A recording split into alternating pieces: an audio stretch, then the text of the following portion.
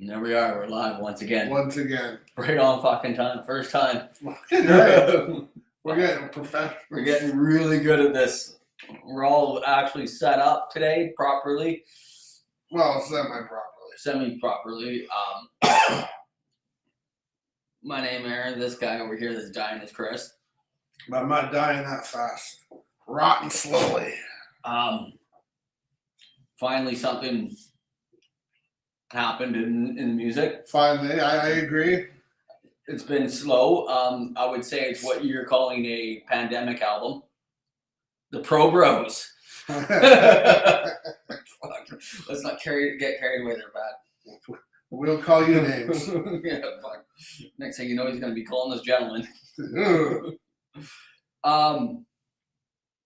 Big announcement was the Metallica new album, new single, all at the same time. A new tour. And a new tour announced. Nothing coming to Vancouver. I don't know. I'd not say yet. Give it time because they got to go from Edmonton to fucking Seattle. And that's the thing. I've always seen it, and there's dates in between. I've always seen it. Vancouver gets announced late because Vancouver, it's there's always some fucking stupid logistics. There's some reason why they're either the first or Vancouver's either the first or the last or skipped over. Exactly. There's been a couple times where I've been to shows where it's the first of the tour. Yeah. And you get a fucking damn good show sometimes. I'm looking at you, Gene Paul. It was actually pretty good. It was still a good show. That one was still a good show. So yeah, and neither of us have seen or heard anything to do with this album. Nope. I've seen there's a lot of course, everybody's a fucking superhero. Yeah. Us included. Of course we are. We're right. I would say we're more super villain. I'd say villain. There's a lot of hate on this already. I've seen it. I haven't read anything because I wanted. Apparently, there's one of the pictures is of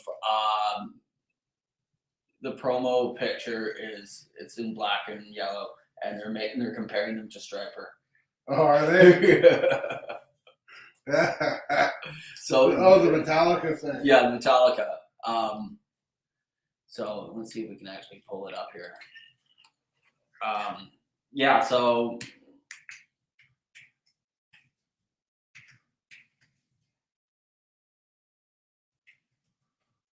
let's see what that does.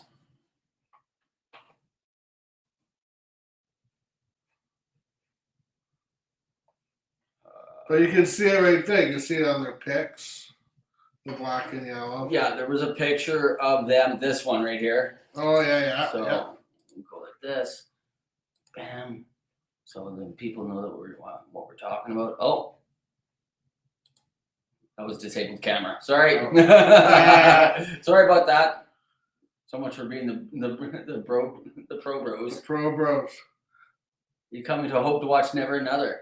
I didn't even know they're playing in Hope. Neither did I. I think I did, but I forgot. Oh, shoot. I got rid of that one. So we'll put that back in. And then we're going to go. Okay, let's go with this one here first.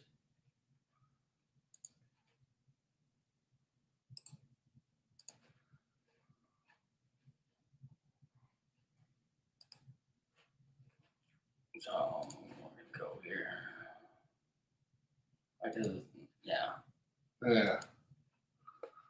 Because if you go up on that fucking picture, that's the picture you're looking for. Right? Yeah. So that's what I'm talking about right here, is this guy here.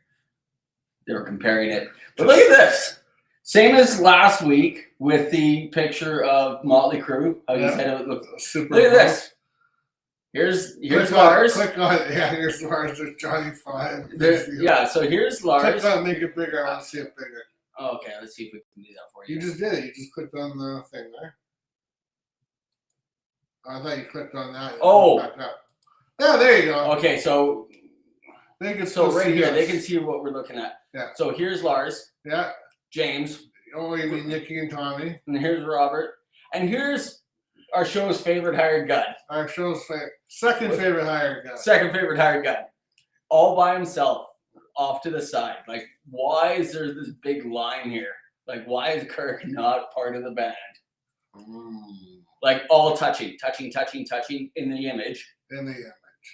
But Kirk is like on his own. He's on his own. He's going solo. Yeah. So his hired gun sessions are done. Yeah. So yeah, that's that. So straight right to hell with the devil. Yeah. So we're gonna bring this one up, but we're gonna. And this is for KPS out there. Yeah. So never mind the ads. I'm doing this, and I'm doing this for you, KPS. I'm just doing it for content. The content of the show. My dad and uncle. We're a family. Let's see. All right.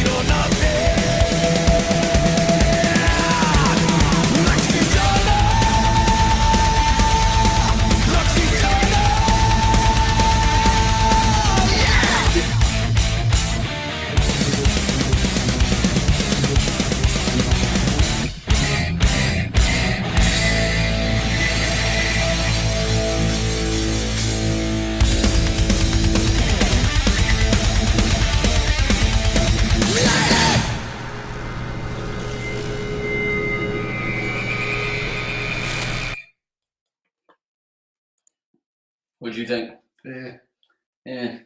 It sounded very commercial.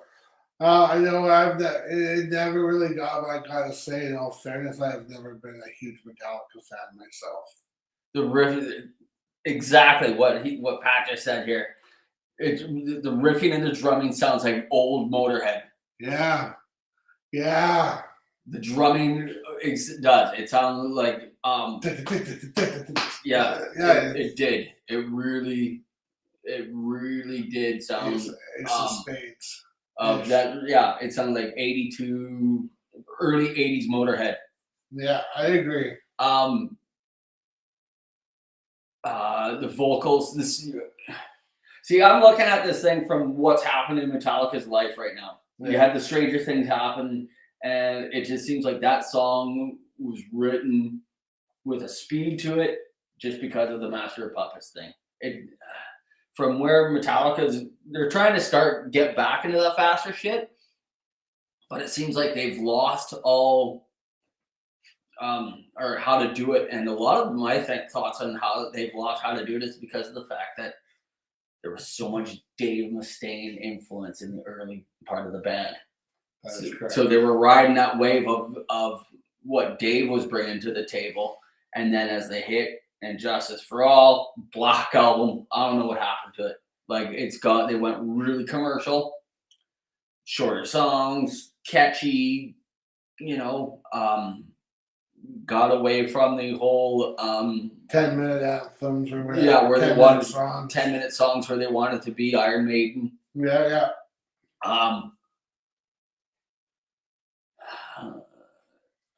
It's you know what? Here locally in Vancouver, we're not going to hear that song on the radio. No. Right. It's not a Sandman. Well, I don't listen to the radio. Yeah, you probably will. They'll play it once, and then nobody's gonna like it because it's not Sandman. Here in Vancouver likes their Vancouver shit. Yeah, I get that. They like their what they're used to. I saw people under that post that people that we went to high school with, and they were saying, "Yeah, it sounds great, it's awesome. It's just like the old stuff." There was flashes of it. I will tell you that. I will, on February 14th, 2023, I will listen to the whole album. I'll listen to the album too. And give a honest opinion of it. I would like to get your opinion because of the fact that not a huge Metallica fan. Never have, but I like some of their shit. So you gave your opinion. It sounded like, to me, and I'm not just saying this, it sounded like a really heavy Nickelback. It sounded very commercial. It sounded very familiar. It was just I didn't think there's anything special about it. No, it was nothing special. There's some tongue in cheek in the name of the album. The album's going to be called 72 Seasons. So I looked at it and I did some quick math on it. 72 seasons is 6 years, and it's been 6 years since the last Metallica album. They can't capture their old intensity. Oh yeah, Metallica can fake aggression, but can't capture their old intensity. And a lot of that, and I was going to say about this one, James's voice isn't the same. No, and that's a big part of it. That's the big part of it. There isn't that whole Ride the Lightning, Kill 'Em All, Master of Puppets. There's no growl to it. His voice changed over the years, and that happens. When you get old, sure it does. Nobody else happens from when you sing that way. So yeah, of course. So when I've seen videos of voice lessons and shit like that. So if you want to get higher voice, you do lower tones. You practice your lower tones, and then opposite for the other way, right? So if you wanted to you just stretch your vocal cords, and you stretch them by doing the opposite. So that's just what I've learned. So yeah, so nothing special. It was nothing special. Yeah, there was the time when Newstead was singing the heavy shit because he couldn't do it anymore. And Jason could, because of the fact that he didn't do it on a regular basis. Right. Who knows if, I know he's not in like good health these days, so I don't know what's happening with Jason Newsted. I haven't really looked into where he is. I just know that he's pretty much stopped making music or releasing it or whatever because he's just not well. Yeah. I don't know what to think about all that. There was that Kirk Hammett wall right in there, and you're like, well, that was an odd sound. It was an odd sound. It's like it kicked you in the nuts when you heard that. It's just like, that's something that just shouldn't be there. Yeah, like, I That's don't what know. happens when you give lead guitarists creative freedom. Yeah. You know what I'm talking about. Yeah, we can turn this off now. Shit, it's still on there. Yeah, like, I don't know. It was just, I don't know what to think about that. I wasn't impressed. Yeah, no, maybe. And the thing is there was no build up to it, so there's no, when things just get so built up, and then you go. A lot of the times it's with movies, Right? Something they build this movie up, and then you go and you see it, and you're like, oh no. I'm looking at you, Phantom Menace. We're all looking at it. Although Darth Maul was pretty kick-ass. That's just it, though. If they hadn't shown all of Darth Maul in the fucking commercials building up to this fucking movie, You wouldn't have gotten seen it. you wouldn't. I think he would have kicked more ass in that movie. Like, all of a sudden, it's like, boom, there he is. And I'm like, holy fuck, he's got a double-ended lightsaber. Fucking right. Not like, because you see it in the commercials. Yeah. I get why they put it in the commercials. Because, So you don't see it. So you go see it because But you're it's gonna be not- like, holy fuck. Yeah. But then that holy fuck is gone. You the don't holy see it. fuck factor is gone. Yeah. You see it on TV. Exactly. Gotcha. Yeah,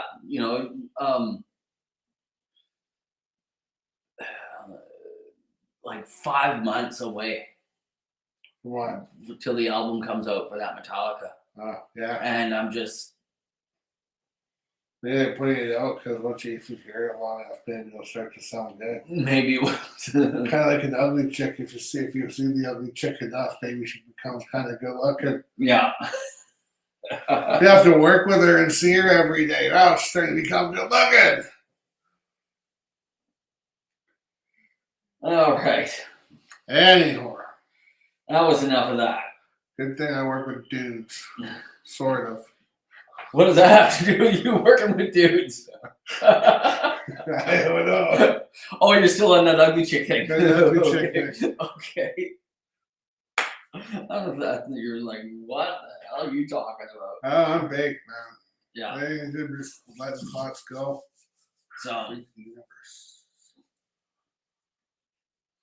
So we were discussing topics internally, not externally. Internal, no, extra. No, just between you and I. Yeah, private convo. But about now what- you're invited. Now you're invited. Now you're involved. Involved. Um, Now you're an accomplice. yeah, so we talked about this list that came out from Rolling Stone magazine Yeah, I saw that in the Google News feed. of the 50 worst decisions in Rock and roll. rock and roll. So we're gonna start with 50. It ain't just metal, it's all rock. Yeah, all rock and roll. I scanned it. It's a bunch of different genres. Yeah, so we'll start with 50. We'll work our way through to the show, and wherever we get to, we get to. That's right. And But no, we did 25 this time and the fucking top 25 next weekend. yeah, Bookmark the page so so we can actually finish it. yeah, you betcha I will. I don't know how. All right. Maybe there might be a part 2. Yeah, Or maybe we'll just leave you hanging. yeah. Get canceled on a cliffhanger. There's been a couple shows like that. They sure fucking has. Never really got into this guy. Me neither. My only thing is with Sir Elton John was Crocodile Rock on the Muppet Show. That's my only thing that I ever got from him. Yeah, pretty much. It says by late 1979, everybody from Rod Stewart to the Rolling Stones to Kiss had created enormous disco hits. Apparently, Elton John did a disco album in 1979, and it kind of killed him. But he's Elton John, I right? fucking think so. The guy's fucking loaded. Yeah, I know. The same as like, apparently it was just a bad decision on his part. The only reason I'm mentioning it because I don't want to skip over anything. I didn't do any research on this. No, me I neither. don't know anything about And this is our show. If this is all bullshit, then so fucking be it. Yep. For your entertainment.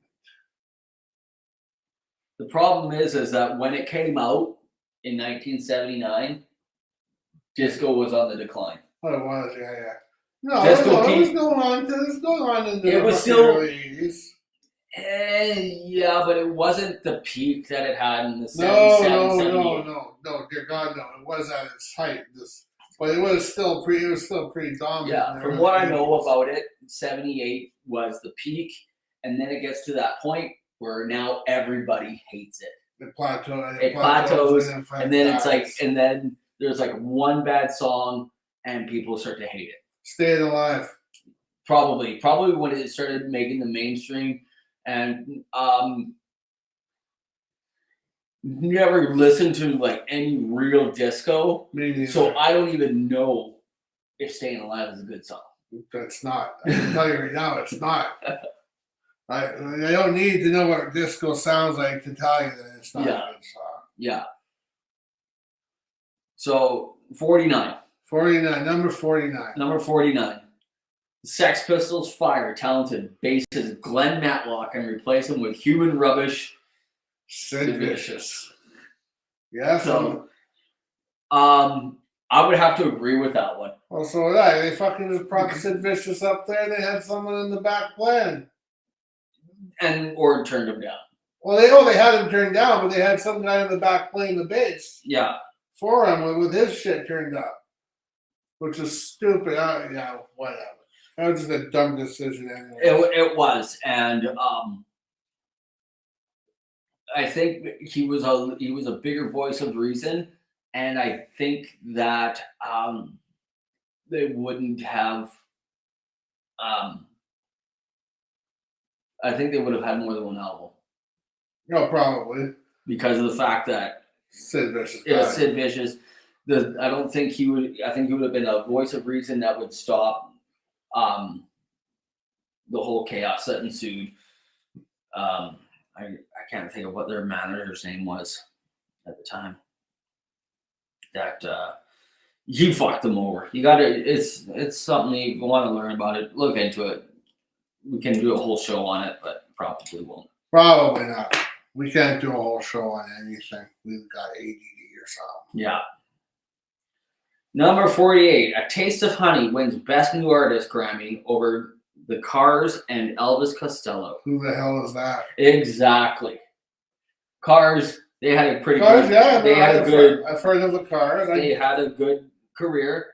Elvis Costello, good career, Mm-hmm. still going. You see? Nothing new, but he's still going. You can see Well, I don't know. the Taste of Honey. There were. The Taste It of was in Honey. 1979. Taste of Honey was a disco group, and they had the song "Boogie Oogie Oogie." Exactly. Well, right. And there's why disco sucks. Boogie Oogie Oogie. And they win fucking Grammys for Boogie Oogie Oogie. Yeah. Fuck my life. They topped the charts in 1978 with Boogie Oogie Oogie, and went to the Grammys, and of course they won. This article just goes on to read this. Yeah, I'm done with that. It I'm says done with that that article. it says that the Cars are. As soon as you said Boogie Oogie Oogie, I was done with the article. That ended it. Number 47. What's that? Adam Levine, frontman of Maroon 5, Yeah. slides into DMs, What's the direct message. Oh. So I guess he people commenting on girls, messaging on the Twitter twat machine or whatever, and I guess he went to some of these girls directly. Direct message in the chat. Yeah. Oh, I got you there. You're a fucking pervert. Yeah, and it just, I guess it kind of. You ain't got the moves. You gotta remember. Yeah, he ain't got the moves like Jagger. Apparently he does. They got busted way back in the 60s. The Stones got busted with underage girls. Once again, a story for another day. Oh yeah, I heard it on the radio. I forget what it was on. I'm sure it was 101, but it was something that or maybe it was a story they told up. But anyways, it said that the Rolling Stones were been backstage partying. Yeah. And fucking, they're all, they're all fucking high as kites. Yeah. Right? And someone yelled, "Hey, the police are here!" And they threw all their fucking shit down the toilet and shit, except it was fucking Sting and everybody else. I found that pretty funny. Oh, the police! Yeah, the police. Yeah, get it? The police are here. Sting and Copeland, and yeah, and the other guy. And the other guy. And they trashed all their fun shit. Yeah, so, talking to young girls on the internet. Yeah, that will do it. Number 46, 1970. Bob Dylan releases a self-portrait. There it is. Again, like the Metallica video. Yeah. Nothing new. Nothing special. By the end of the 60s, Bob Dylan was so annoyed by the media, he treated him as the voice of a generation and a fan base that saw him as a messiah. He decided to do something drastic and said, well, fuck it. I wish these people would just forget about me. So he did something stupid to make them. He didn't want to be. Oh, he did it on purpose to fuck off. Yeah. He didn't want to be a role model. So he did something to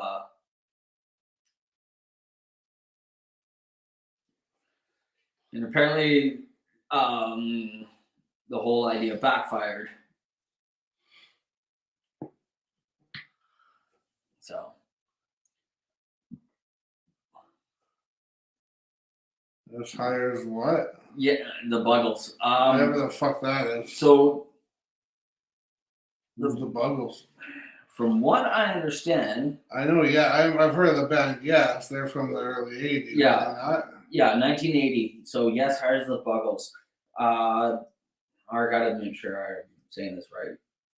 We're making sure just for you.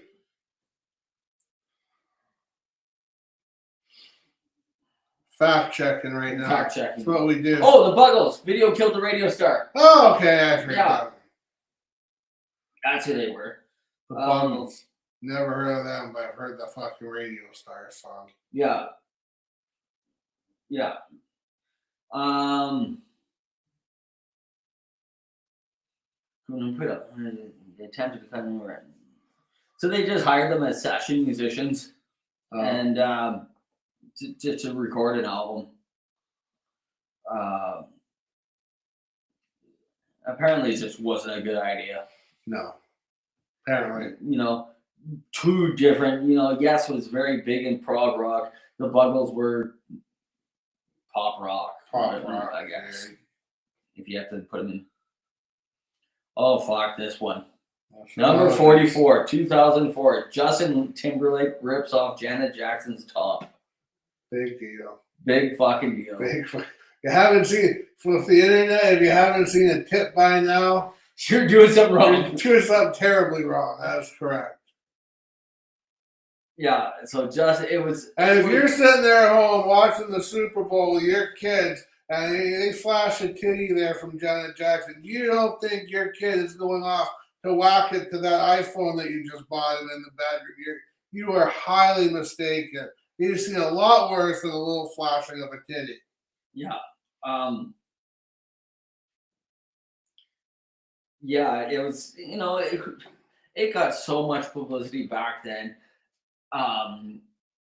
No, she was the only one that caught flack for it Yeah, she was the one that for took. some reason. Yeah, she's the one that took the. Someone took your doorbell. No, it says put the garbage out. Oh, Yeah, she's the one that took the heat because of the fact that, that's her kitty. and she was the one that put the clothes on, Yeah. and yeah, it was supposed to happen. Apparently, she was supposed to wear something underneath. Oh wow. It's a tit. Get over it. Exactly. Who's that cowboy? This has nothing to do with that. Oh, this is Bruce Springsteen. Oh. And that was Ticketmaster introduces dynamic pricing system. So meaning that they can ask more For a concert ticket. for certain concert tickets, certain I know my experience with it is certain hockey games. Yeah. So they were doing it with that's when I was introduced to it. So I did hear Bruce that they were charging $5,000 for his fucking ticket. yeah, and it's supposed to, Now, something went deeply wrong with Ticketmaster. now let me say something here. You fucking look at the fucking stadium show. They had fucking tickets. They had fucking tickets that price, $5,000. Yeah, you were like down front, and you got to go backstage in 30 seconds. And Did you get that too, or did you? I think so. I'm not 100% on that one. I was probably fucking extra knowing Motley fucking Crue.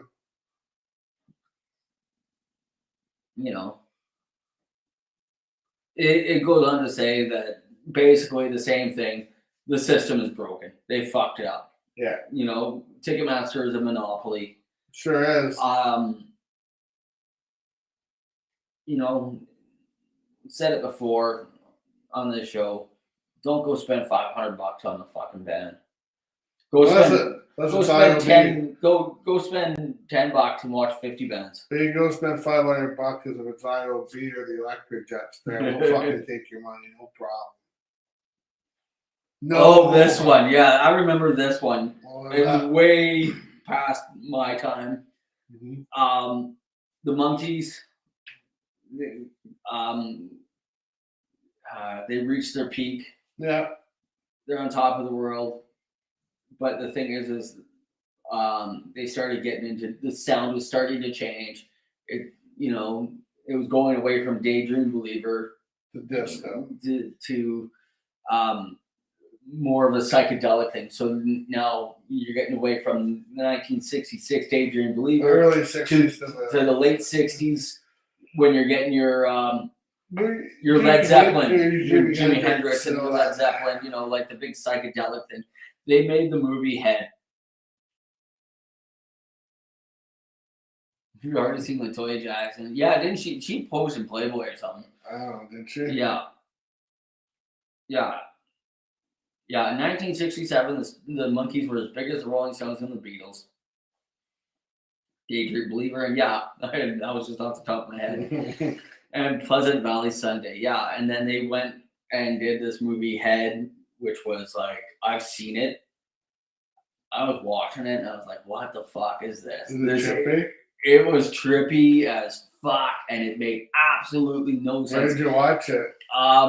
I watched it. It was on TV, and I'm probably watching it 30-something years ago, maybe longer, right?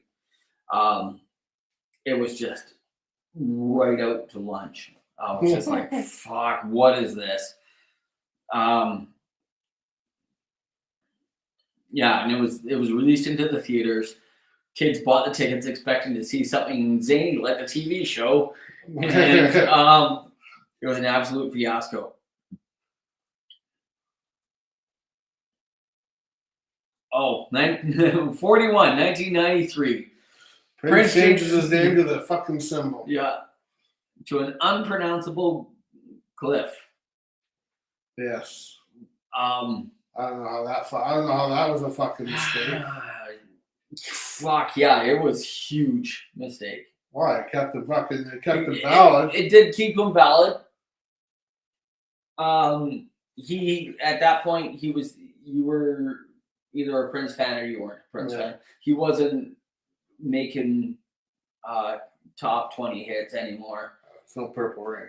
You know, so he was just making himself relevant. You know, it did do right, but I think from what I know and remember, it did hurt as well. Did it? Because it did. It was a lot. There's a lot of negativity backlash from it. I would put this one way closer to 50. Yeah, well, it's 41. 41. I would put it around 50. Well, I don't. Just because of I think it's more or less the fact that it was Prince that it got into like 41 Yeah. over like you put something like a band that changed a lot of stuff like the Sex Pistols at 49 because like I said, But they only if have Glenn one Matlock Oh yeah. was still there, it would have changed It everything. would have been a different band. Would have been a different band.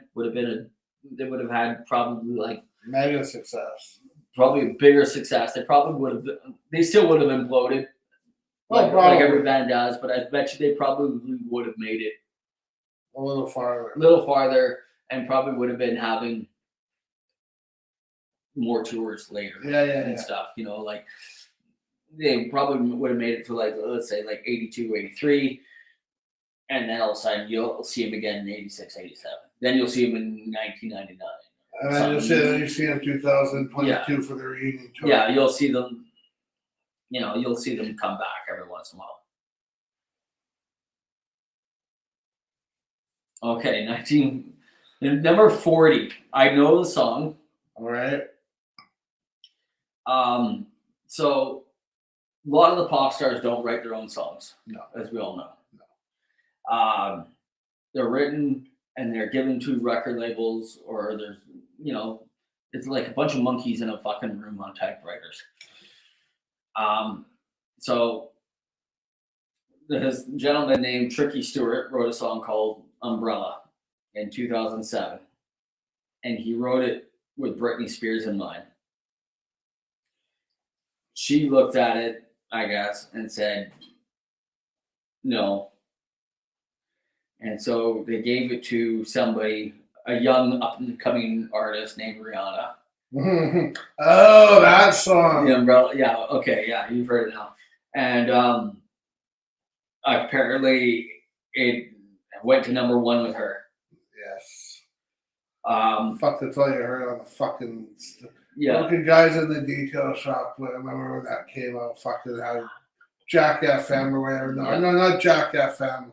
Some other fucking, Kiss FM or something back there, and fucking Jade had it fucking cranked up all year. It's fucking Rihanna counterwalling in the background. Oh my God, shut up. Yeah. But yes, I know the song. Yeah, so it was written for it. So yeah, passing on the song. Like you said earlier, though, if you're not willing to take it, someone. Yes, I did say that. Yeah, exactly. 2008, Chris Cornell, Soundgarden, audio slave. Great singer. Yeah.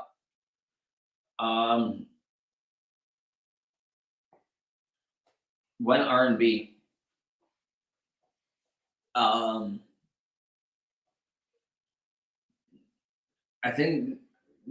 I don't know if that was a bad decision because he's Chris Cornell. You know, yeah, sure, it didn't get. I know of this. Yeah. Put it this way.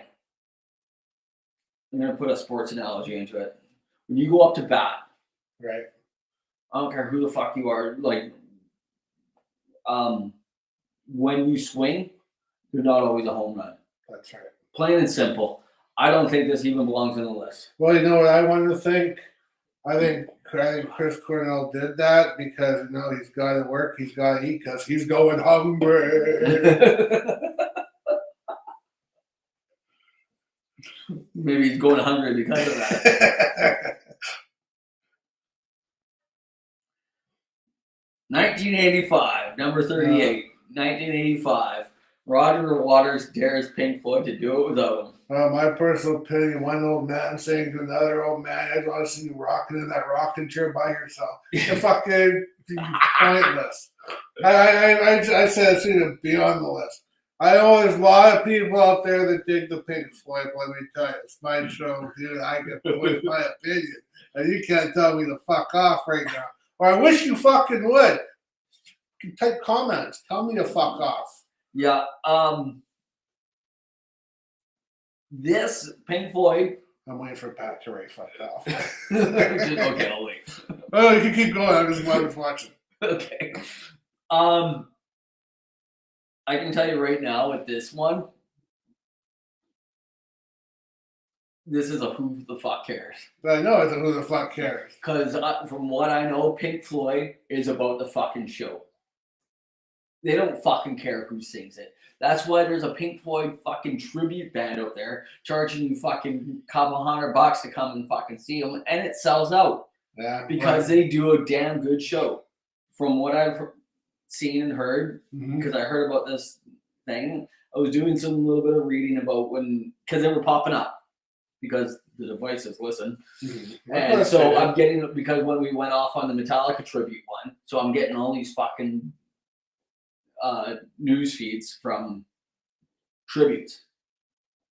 And there's this Pink Floyd one who showed up that was coming into Vancouver. And yeah, they're charging like a couple $100 to see this thing. And apparently it's a show of shows. A good tribute show. Yeah. Where, and it's got like the Flying Pig, the fucking light show, everything. And not a cover band show. Nobody cares who sings it. No. They just want to hear the song. They just want to hear the song. And probably dropped out. Probably half of them in the crowd had dropped LSD anyways. Exactly. So give a shit. Yeah. All I can say is probably no one cares. No one cares. Oh. We lost our list. Oh, there we are. We're back up again. This is right up there with probably Chinese Democracy. The Stone Roses came out with their they had a debut album in 1989. It was a huge hit. Stone Roses. I've heard them on the radio in the early 90s. Yeah. Yeah.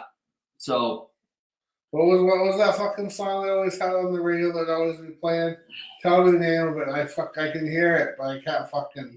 But I know what it was. Anyways, yeah, I'll look it up at the same time I'll be talking here. Yeah, you keep talking, I'll look it up. There. Their biggest song was "I Want to Be Adored," "Waterfall," "Fool's Gold," "She Bangs the Drums." She bangs the fucking drums, eh? Yeah, so basically work. it took them 5 years to bring out their second album. And I guess a lot of people just didn't care. Then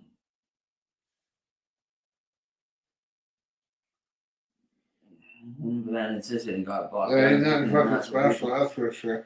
I've heard of them before. I've heard them on the radio. When I was fucking working in my. Anyways, there was some other issues. It wasn't just a writing thing. It was the fact that got too big too fast. So there's some internal problems. They also had problems with record label. And so there's some legal issues. Yeah, so there's legal issues and things like that. So by then, everybody moved on to different bands with the same sound. They went into, as this article says, they got into their Oasis and Blur. And basically, by 96, so first album came out in 89, second one came out in 94. By 96, the band had broken up. So,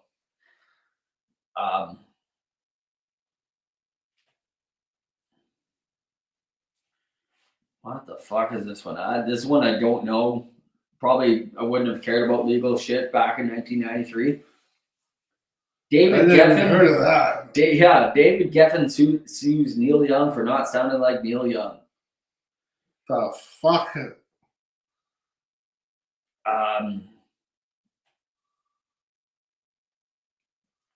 Yeah, like fuck. Yeah, we're done with We're that. just done with that one. What's this one? Jane's Addiction breakup. Yeah, 1991. Yeah, Jane's Addiction. At the height of the hair metal movement, Jane's Addiction rose out of the Los Angeles club scene. You know, yeah, they did.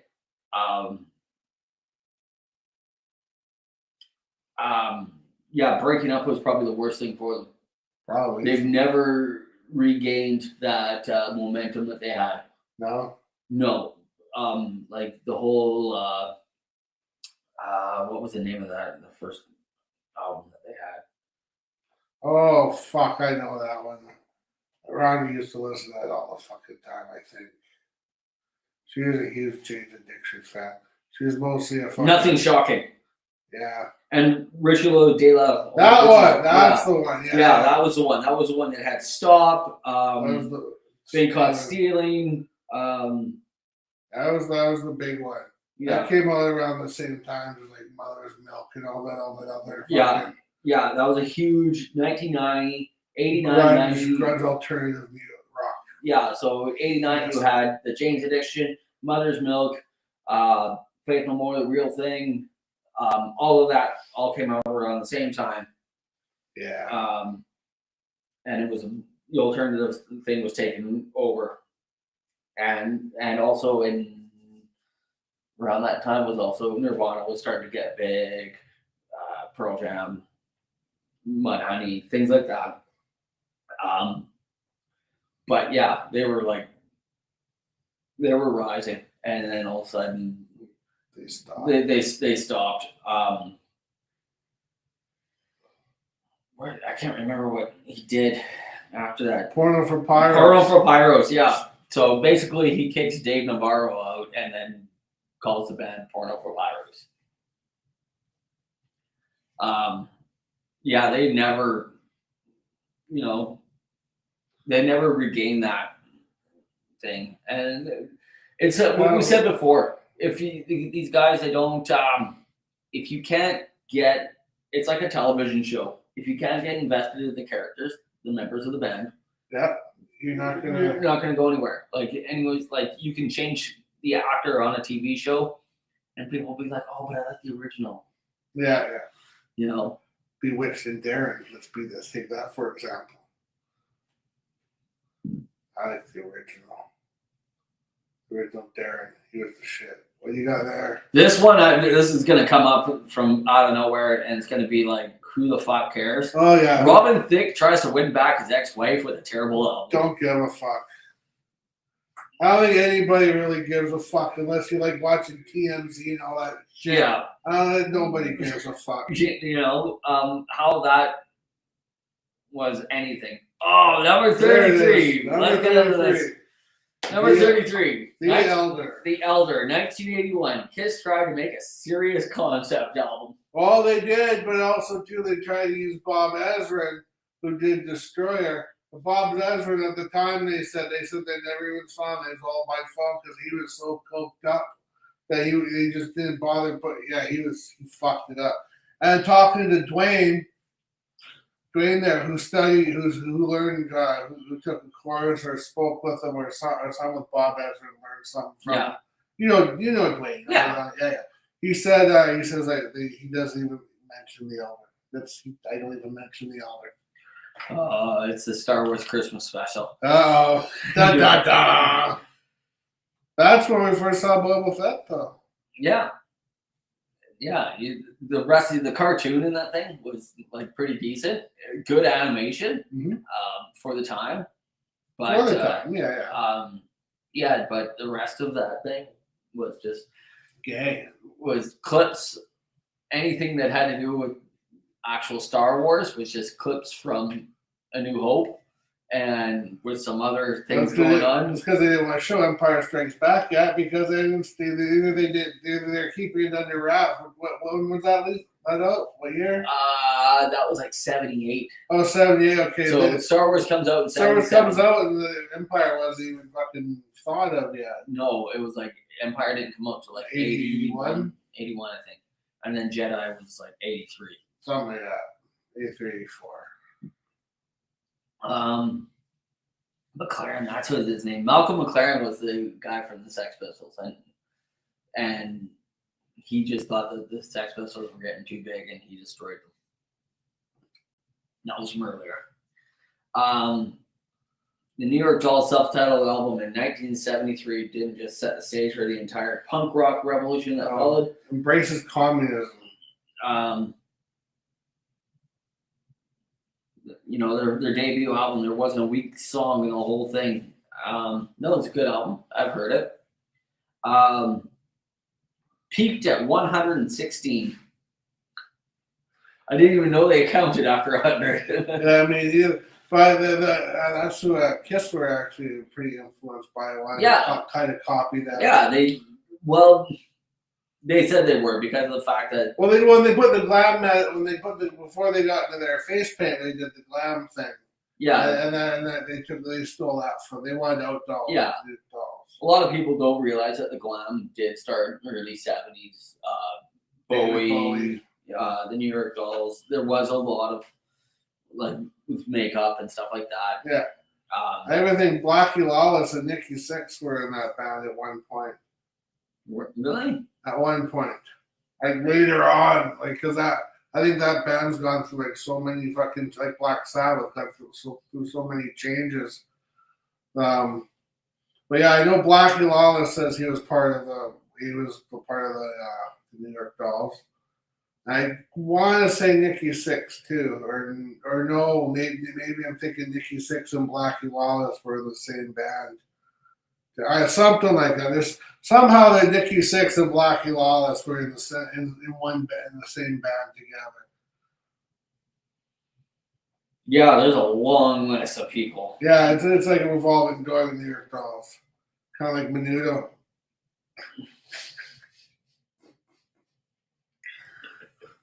A Mexican boy too old. We get another one. Yeah. What's that one? Leonard Cohen. 1977, number 31. Leonard Cohen makes a record with legendary producer, gun-toting psychopath Phil Spector. Wasn't he good? Wasn't he good though? I mean, sure, he's a bit fucking nuts, but wasn't he a good fucking producer? Yeah, he was. He made the wall of noise and shit, the wall of sound.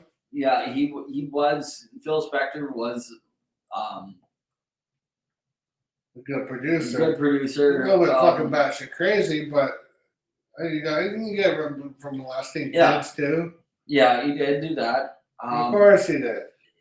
There was something that happened with him. I think he shot his wife one time. I'm sure. One time. One time. That's all it took. One time.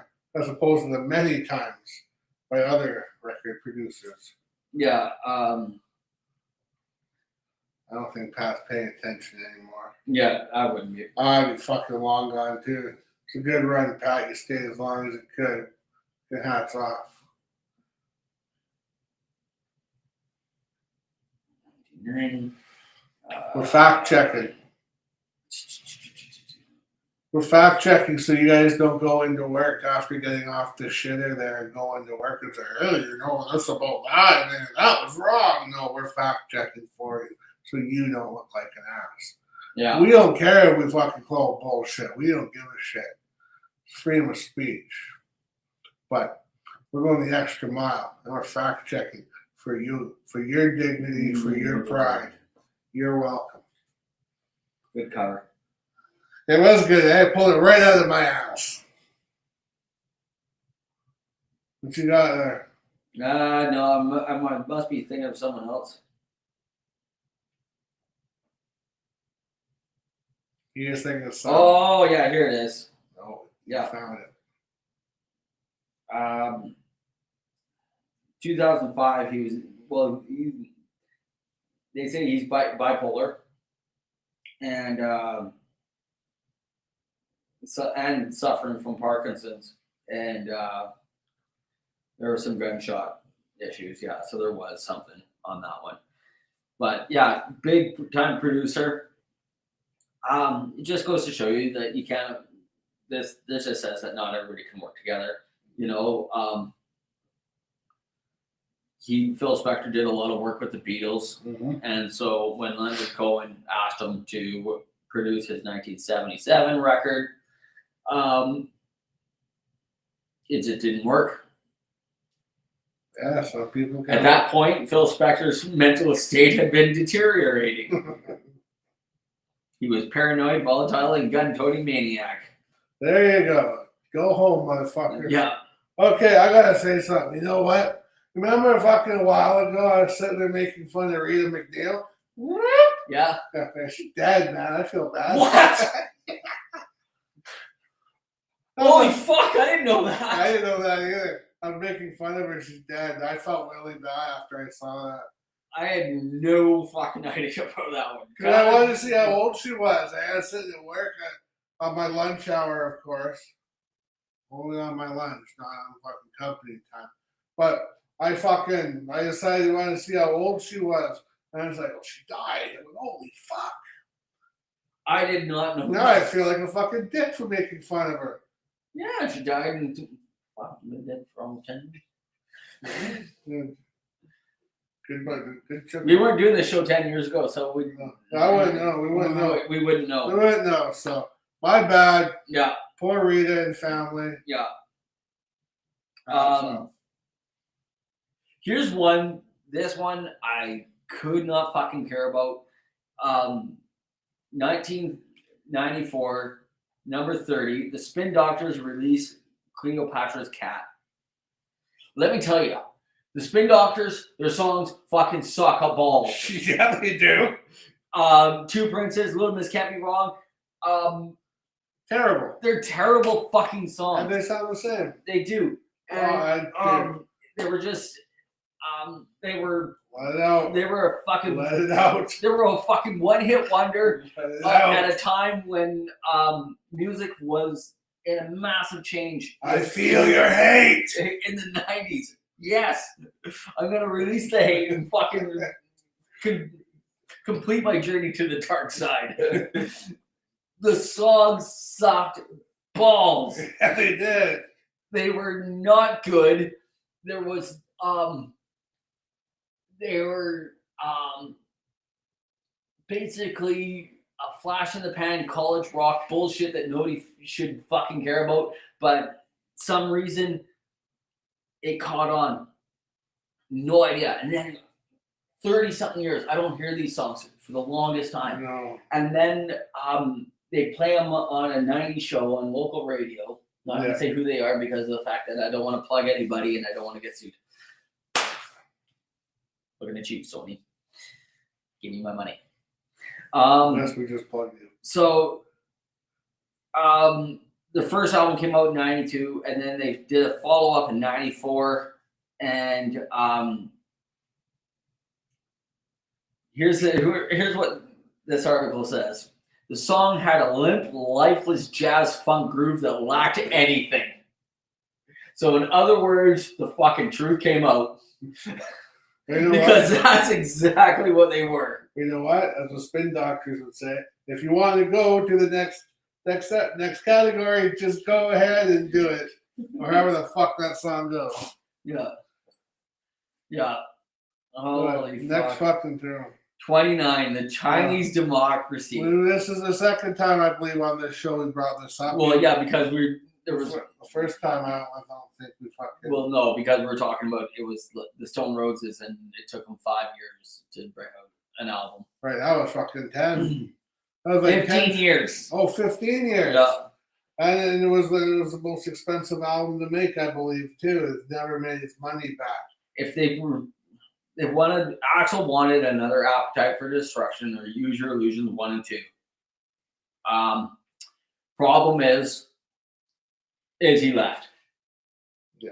Axl took the name of the band, caused major problems. Well, because they all gave it to him because they were too fucking high, and he fucking Axl pulled us. And they say, yeah, fine. I think Axl threatened to shut the fucking to quit the band or something unless they gave them their fucking shares for the band. Well, and of course they're all high as fucking kites, and they did it. Yeah, but when major writers lead the band. Yes, you don't. You had everybody was contributing at that point. There was Izzy, Duff, Slash, even Axel. Axel, of course, right? And he wrote his own lyrics, but the rest of the band brought in the music. Right. Which is a huge part of Guns N' Roses. It's a fucking it's their tone, it's their sound. And it was a well-oiled machine at the time. Everything was turning, everything was going. The fact that as soon as one guy leaves, it shows you shit's going wrong. And then it wasn't long before, the rest of them started leaving, and it wasn't during a tour or anything. It was just like through press release. Yeah. All that other shit. There was a revolving door of musicians coming through the door. And it was beginning to look project. Yeah, it was looking more like an Axl Rose project. For some reason he insisted on calling it Guns N' Roses. Well, I'll say it was Tony Iommi called it Black Sabbath, even though he is the only member left. Yeah. Exactly. Geffen Records offered Rose $1 million bonus to finish it by 99. At deadline, he blew by 9 years. It finally came out in 2008, and there was few fans left to pay attention. Of course not. You can't let record people hang that long. And then the article ends with a little tongue-in-cheek. A little patience is one thing. Nearly 20 years is something else. Number 28, 1998. It's funny because fans of the show that have watched the show, we've actually talked about this one and the next one, Chinese Democracy. Oh, yes, I remember seeing that one out too, yes. Yeah, and we talked about it, and I said, listen to it as something that's not Guns N' Roses. And it still came out terrible. It still did, yes. Motley Crue turned out good. This album turned out terrible as well. And this one did too. 1998, Van Halen go with Gary Cherone. But read what the actual line says. The actual headline is Van Halen hired the guy from Extreme to be their new singer. Not even Gary Cherone. The guy from Extreme. That's like me saying I'm gonna hire the guy from blah blah. It's just that makes no fucking sense. And his name isn't mentioned until the bottom of the thing. Well, it's because it was terrible. We've done this experiment. Yeah. It was a huge, and it says at the very bottom, it says it was a huge mistake on the band because there was 8 or 9 songs, maybe 10. Mm-hmm. I think there were 8, and 2 of them were instrumentals. It starts with an instrumental and it ends with an instrumental, and which means that it just didn't work. No, it sucked.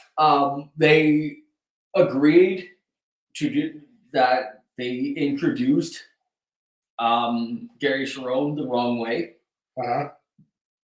There was huge mistakes with it. That was 98. Yeah, 98. It was they said it was just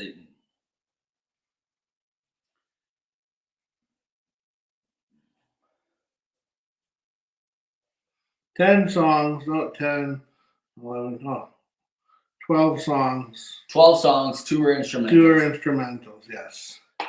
And I think some of them were pre-written for Sammy. For Sammy, but it was awful.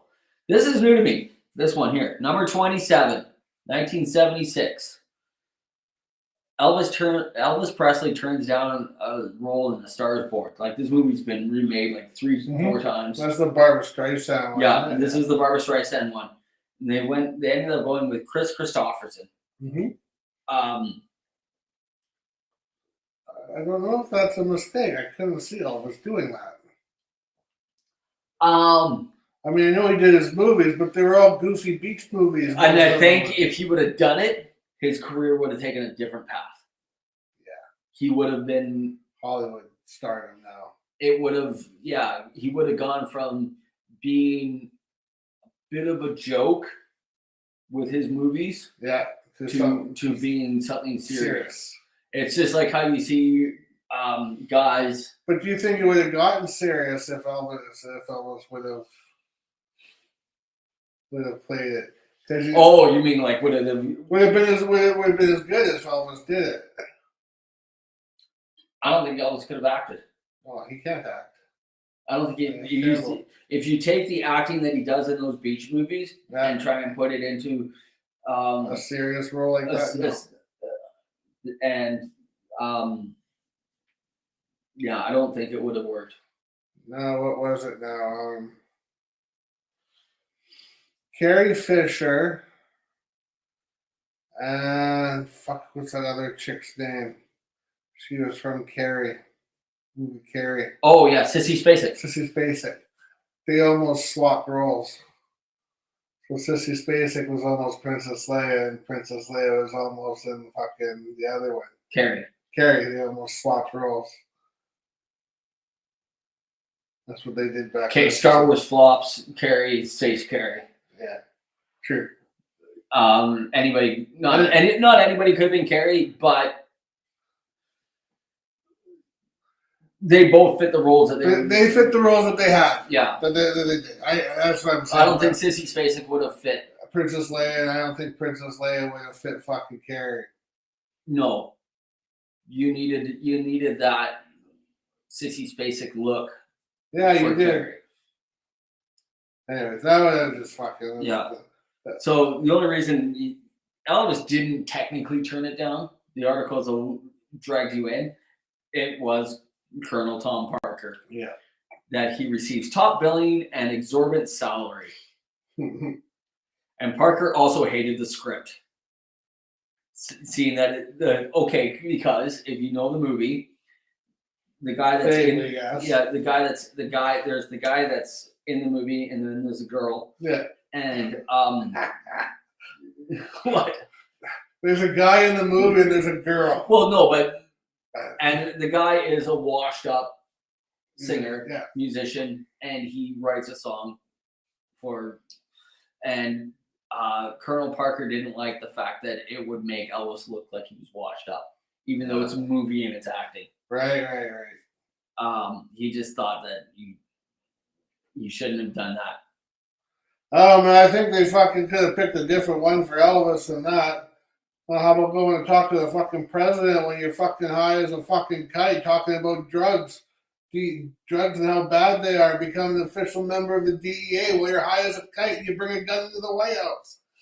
He's fucking crazy. What's Mountain? The band Mountain. Yeah. They didn't feel like being in the Woodstock movie. Yeah. Well, that's kind of career. That's bad. That's just a bad career. It is what it is. 50 bad career moves. Well, I get that, because I mean, if any of our bands are out and we're doing some festival thing and someone's making a movie about it, they want to interview for, you fucking do it. Yeah, it doesn't matter if you know, because that fucking thing could blow up, right? Yeah. Not only that, it's publicity for you. Yeah, it's free publicity, and you know what? You're only there once. Pretty much. Nobody knew what Woodstock meant at the time. No. So the fact that, what do we really know about Mountain? Mississippi Queen? Probably, that's it. Would we know more if they did this interview? Probably not. Probably not. It's not our era. Who knows? They were sandwiched in between Canned Heat and the Grateful Dead.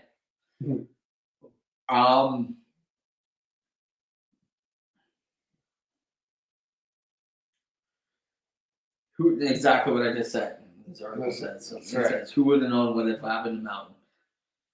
All right, let's do this one last one. Last one, and then this is it. And don't look at the rest of them because I No. know you're going to dig the first one. If I remember correctly, you're really going to dig no. number one. I like doing the blind thing. Warner Brothers gives REM $80 million contract extension right before the career starts to crater. 1996. That's why they're shiny, happy people. They just got $8 million fucking bucks. Yeah, that was about when that song came out. They had a ridiculous run of albums that featured Losing My Religion, Everybody Hurts, and Man on the Moon. And then, yeah, pretty much Shiny Happy People came after that, I think. And that was it. That was it. They, from what I remember, REM was, they were like cult classic. They had their following. Oh, yeah, they did, yeah. You know, there's a bit of that sort of deal going on. They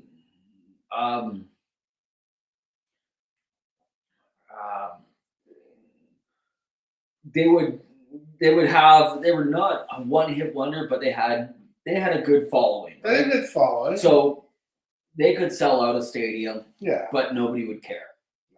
It wouldn't make news. No. They would go just about their tour. They would sell 20,000 tickets, and it would happen. Nobody really cared. It's it's not. There was no shenanigans. There's no fucking Vince Meals. There's no. No. They're like a Disney version. Yeah, and it happened. Yeah, I would say that's. Yeah, it was the pinnacle of big money deals for icons like Janet Jackson and Metallica.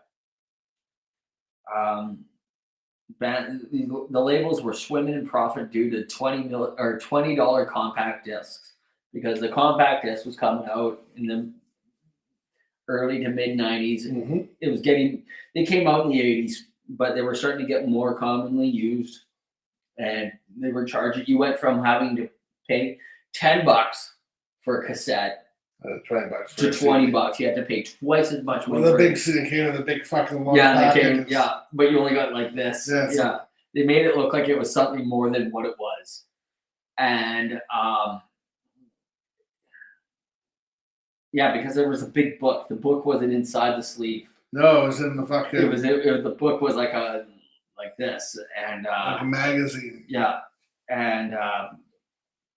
Until they got wise and thought, "Holy fuck, we don't have to use all this packaging." Yeah, we can make more money by paying less for packaging, and it was,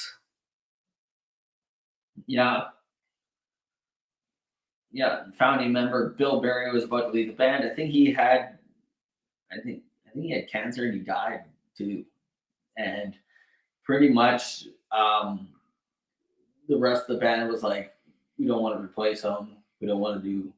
Who's that? The drummer. Oh yeah. He had brain aneurysm. I think he had a brain aneurysm. Yeah. And the singer died of AIDS or something like that. Yeah, and then so this is around 96, and by late 90s, early 2000s, Napster came in, and the whole pirating and music sharing happened, and the digital age thing came out, and on top of the band not making new music, $80 million contract extension. It doesn't tell much about the details of that, because I know that right after the album Motley Crue, the one with John Corabi, that Motley Crue was given an $80 million contract. They were given $20 million each, basically, to produce. I think they needed to do 4 more albums after that of Motley Crue. They were obligated to do 4 albums. So they did like Red, White, and Crew. Red, White, and Crew, Generation Swine. New Tattoo. And so there was an obligation of them to do these albums. And I think they were given X amount of years to do it. and basically they were like best ofs with 2 new songs. Yeah, my favorites. Your favorite. Speaking of, somebody just came, there's 2 bands that have come up with that. I think Metallica did a couple weeks ago. Oh, best of? A best of a box set thing. And Yes. so did Guns N' Roses. Roses. Yeah. Of a bunch of shit. And I actually read something about that one that said this is just fucking money. The Guns N' Roses one? Yeah, it was Like just like they just want your money. Don't buy these things. Oh, I'll give you It one. was the Guns N' Roses one was like a live show. It was like their best live show in like with all the band. Well, not all the band. It was Duff, Slash, and Axl. Right. You know, Matt Sorum, who was there for a long time. Steven Adler was there for a long time. You know, But he was busy at fucking rehab on his fucking heroin fucking seizure, whatever. He went around with Steven Adler's Guns N' Roses. Yes, he did. When he got it all cleaned up and nobody cared. It came to Vancouver here. Did it? Yeah. And I think it was like not Good. worth the money that I saw it listed at. I think it was like $50 to go see this guy. And I'm just like, that's not worth it. I will say this though, about the box sets and all that. I got that Kiss box set, Yeah. one with the 5 discs. And yes, it has all the fucking typical songs on it, but also too, it's got some really cool fucking like early Wicked Lester stuff. I was just gonna say it's got that. some really cool demos of songs and songs that you haven't heard. So they threw. Yeah. So that one I saw. I see they threw up their little. They did a bit of. They gave you a bit more than a typical couple extra songs. But when you're buying 5 box sets for fucking $100 or $150, whatever it was back then, and fucking, you know, you're gonna put something in there because who wants the same old shit? But yeah, they had cool demos in there and stuff. I think that's cool when bands do that. Throw demos and the Wicked Lester from Kiss. I remember listening to that one, and I thought they were. I can see what brought them in. Mm-hmm. And, you know, there were songs on there that didn't come out until later. Like like it took them like 4 years for them to bring that one out. Like, you know, Wicked Lester had a fucking contract. They were signed. Well, and then they changed their name to Kiss probably. No, Gene Simmons and fucking Paul Stanley quit. Then they walked out on the fucking record contract and they started Kiss. I had fucking COVID there. I was out there listening to Paul Stanley's fucking book on YouTube. Oh yeah. Hey, you fucking read the whole fucking thing to me. Fucking awesome. I did not know that. I thought it was Ace and Peter and Wicked Lester as well. No, it wasn't. It was Gene and Paul. Gene didn't like Paul, or Paul didn't like Gene when he first met. They didn't like each other, but then they realized they had the same fucking ambitions.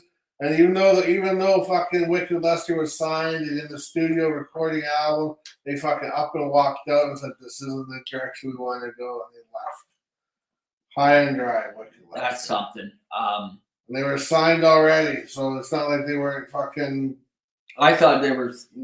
I didn't know any of that. I just figured they were like signed to a minor deal or whatever. I didn't even know they were signed. The album didn't do well, and they changed their name and all that kind of shit. I thought Gene and Paul fired them and then fucking started, but it was actually they quit. It's actually quite. So now that I've listened to Paul Stanley's version of it, I looked on YouTube. There's the other fucking 3 fucking books on there. Paul Stanley doesn't like fucking anybody. He doesn't. He fucking hates everybody. He does. But there's Gene's book on there, Ace's and Peter's is on there. So if I get COVID again, Gene Simmons, I'm listening to your book free on YouTube. I saw when Peters came out at the bookstore, and I sat in there like I'm at a library. I read the first few pages about it was like 1990 something, and Peter has to avoid the government and stuff like that and paying taxes. Yeah. He's got all his money underneath his mattress in some shitty fucking apartment. He's got like he said he had like $100,000 to his name. He's not working, you know, you still got to pay your bills, shit like that. So he doesn't know how long this money's gonna last, anything like that. So I was just like, it almost dragged me in. I was like, fuck, this is actually quite good. And it's on YouTube, dude. Have them read it to you. It's a lot better. You lie on the fucking couch and fucking just sit back and chill. I will have to do that. So, I think we're gonna have to. I think that overall this was still a good show. It is a good show. Knowing that we're going over a fucking predetermined list that wasn't determined by us. No, so I don't know enough about half those fucking people. Enough about the whole history of rock and roll to write my own list of 50 worst moments. No, well, neither do I. I mean, you have to know every fucking genre of rock and roll too, right? And starting from the fucking 60s all the way to today. Yeah, there's no way I would have known that Elton. I always would have thought Elton John was like a dancey kind of disco type. Yeah, that's what I thought too. Oh, back to the Metallica thing. Their fucking tour, they're playing 2 nights everywhere. And they said they're not playing the same song twice. But Five Finger Death Punch is opening for one night, and Pantera is opening for another night. Oh! I thought I'd throw that in. Pantera is opening for. Pantera is opening up. So, yeah. Well, they're doing 2 nights, right? And they said they're not going to hear the same song twice or see the same song twice. But one night they've got Five Finger Death Punch opening, and the other night they've got Pantera. Matt already wants to hop on a fucking plane and go to fucking watch Pantera in Edmonton.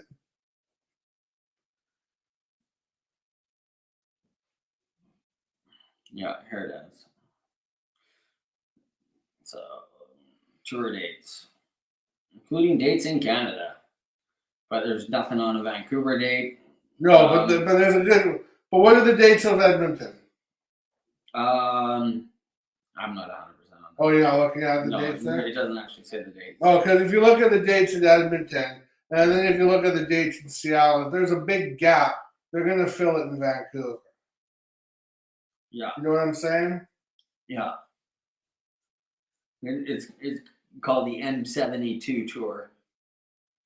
46 shows, 22 cities around the world.